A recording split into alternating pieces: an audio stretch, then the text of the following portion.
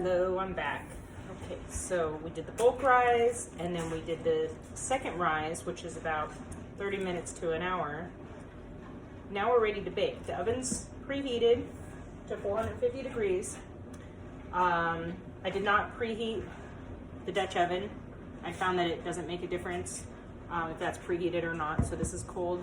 And in the oven, I put a cookie sheet on the lower rack, and then the Dutch oven will sit on the rack above that. So that'll just kind of disperse the heat, and it'll prevent the bottom of the bread from getting too brown or even burnt, which we don't want.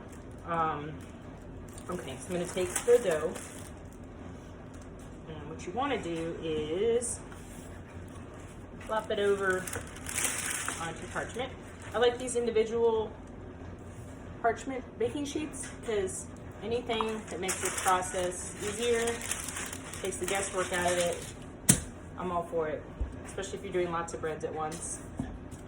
So go ahead and just flop your bread over. I didn't get it quite in the center, but I don't recommend this, but I kind of want it more centered. Oh well, good enough. Just gonna keep it as it is. I don't want to mess up the shape. Okay, so now we want to score it. You may have seen these. These are great. You can score.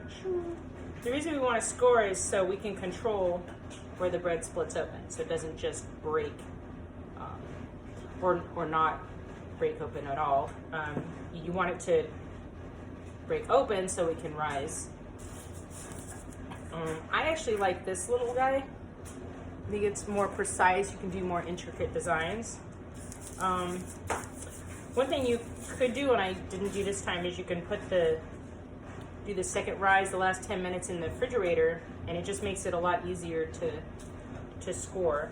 So the simplest scoring is just like that. Just give it enough depth, I'd say about 1/4 to 1/2 inch. Okay, you can add some lines like that. That's all I would do for this. I wouldn't get too crazy. You can look up designs and things like that if you want to get more intricate, or if you're an artiste. Okay. What you want to do is take the bread back in view and plop it into your Dutch oven.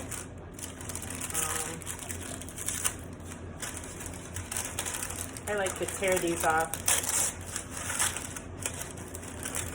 so that no paper is hanging out.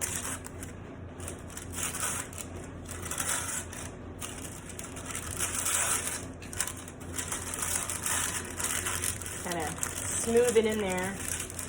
I don't want to get too much of the lines from the folds in the paper in my bread. Okay. Fold this down. And put the cover on. So for every bread you do, it's the same equation. It's 20 minutes with the lid on, 30 minutes with the lid off. And I find that that's enough.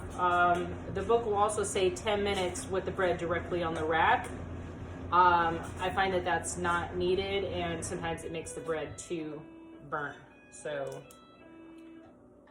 apologies, that's the dryer. Probably should turn that off.